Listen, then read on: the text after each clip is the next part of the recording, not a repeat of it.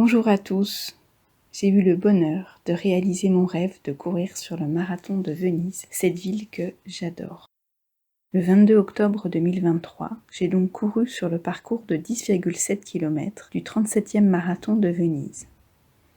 Le départ s'est fait au parc San Giuliano, à Mestre, et s'est poursuivi sur le pont de la Liberté, ce pont qui relie la terre-ferme à Venise. Nous avons ensuite traversé la zone portuaire du Tronghetto, le long du quartier de Santa Croce. Et puis, nous sommes rentrés dans la partie la plus belle du parcours, en rentrant dans la zone piétonne de Venise, le long du canal de la Giudecca, l'arête de poissons.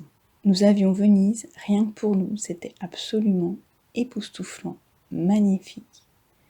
Même des endroits que je connaissais, mais là, il n'y avait personne le long du parcours, à part quelques personnes de la sécurité et puis des Vénitiens qui nous encourageaient.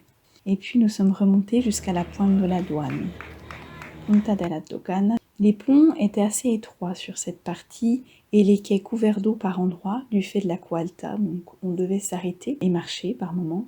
Et là, à la pointe de la douane, avec la vue absolument magnifique sur la Samar, la mer, les îles de Giudecca, et puis là, un pont mobile traversant le Grand Canal avait été monté pour l'occasion 2 jours avant, et la vue était absolument splendide. Donc là, nous sommes arrivés au niveau des jardins derrière les palais de la place Samar. Des petits jardins qui sont ouverts au public à nouveau depuis 2021, qui sont vraiment très jolis. Il y a un café aussi avec une vue panoramique sur la Salute. C'est vraiment magnifique. Basilica Santa Maria della Salute, c'est la plus grosse basilique de Venise qui a été construite pour remercier Marie d'avoir sauvé la ville de la peste.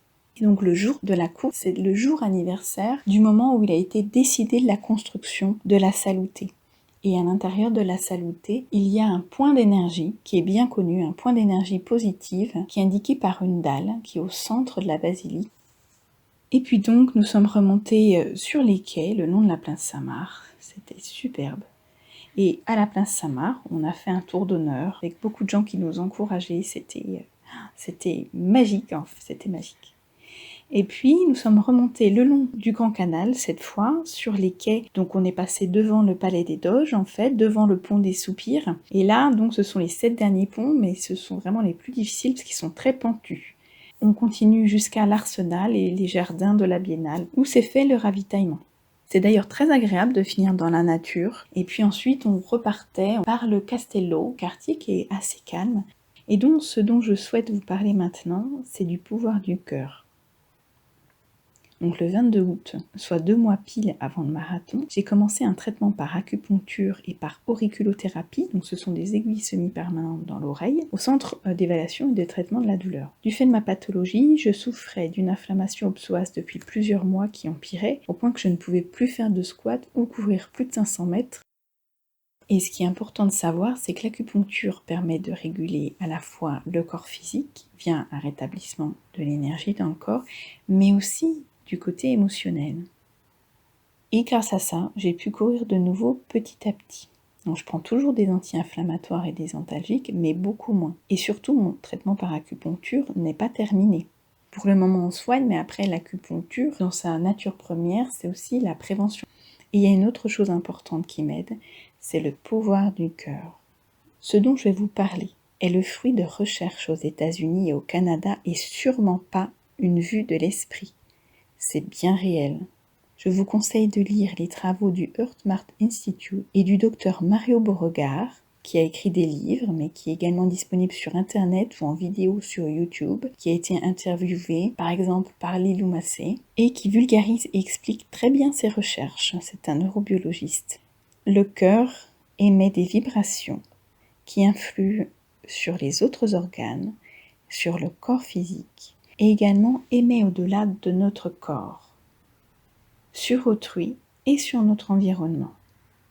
La vibration la plus haute qui existe est l'amour pur. Pour m'en rapprocher, je m'aide de la joie et de la gratitude. Ainsi, quand je sens une douleur au psoas en courant et même parfois en marchant, je remercie mon psoas de me permettre de courir, de me soutenir chaque jour, de me permettre de faire ce dont j'ai envie. Et là, en l'occurrence, le jour de la course, de me permettre de courir dans cette ville merveilleuse et de réaliser mon rêve. Je le remercie aussi de me défendre, car il s'inflamme pour défendre de quelque chose qu'il a pris pour une attaque. Et dans mon cas, je le rassure, car je sais que ma pathologie ne met pas ma vie en danger. Je lui explique qu'il peut s'apaiser, que je suis en sécurité. Je remercie également l'ensemble de mon corps de sa bonne santé, de me porter chaque jour et de me permettre de réaliser mon rêve. Je me focalise aussi sur ce qui m'entoure. Pendant la course, j'ai regardé la beauté autour de moi. J'ai bien pris conscience de l'instant présent. J'étais pleinement dans l'instant présent, ici et maintenant, pas dans des pensées qui me ramèneraient à autre chose. Et j'ai pris conscience de la joie que me procurait le fait d'être à Venise, à faire cette course. Je me suis concentrée sur mon cœur pour en ressentir la joie qui en émanait. À ce moment-là, on sent le cœur, la cage thoracique qui s'ouvre. Inversement, quand il y a quelque chose qui ne vous plaît pas, la cage thoracique se ferme, le cœur se ferme. Là, ça s'ouvre, on sent une expansion. Et je me suis remerciée. Je me suis remerciée de m'être inscrite, je me suis remerciée d'avoir fait cet effort, je me suis remerciée d'y être allée malgré ma blessure. Et j'ai remercié l'invisible et j'ai ressenti de la gratitude dans mon cœur de faire cette course. Et alors j'ai ressenti l'amour que j'avais de tout cela. Et la douleur passe. Ce que je fais également, c'est de visualiser une belle lumière blanche dorée dans mon psoas. Et je le visualise se détendre. La visualisation, c'est également très efficace. Et en fait, je me suis rendu compte que lorsque j'avais des douleurs d'estomac plus jeune, consoler mon estomac plutôt que le blâmer m'était venu intuitivement. Cela m'apaisait. Donc comme quoi, on a aussi des réponses à l'intérieur de nous, intuitivement. Les pouvoirs du cœur et de la conscience existent bel et bien. Je citerai un exemple simple, les effets placebo et nocebo. Le plus difficile pour l'être humain dans cet exercice est d'y croire entièrement, de croire en quelque chose que l'on ne voit pas.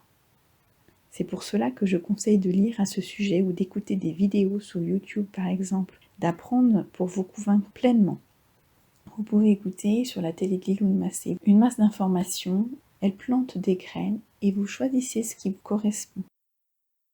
J'aime beaucoup la méditation de Jon Kabat-Zinn, qui a été reprise par Bernard Giraudot, dont j'aime beaucoup la voix. C'est la méditation de l'amour bienveillant. À ce titre, il existe des méditations permettant de dialoguer avec ces cellules malades.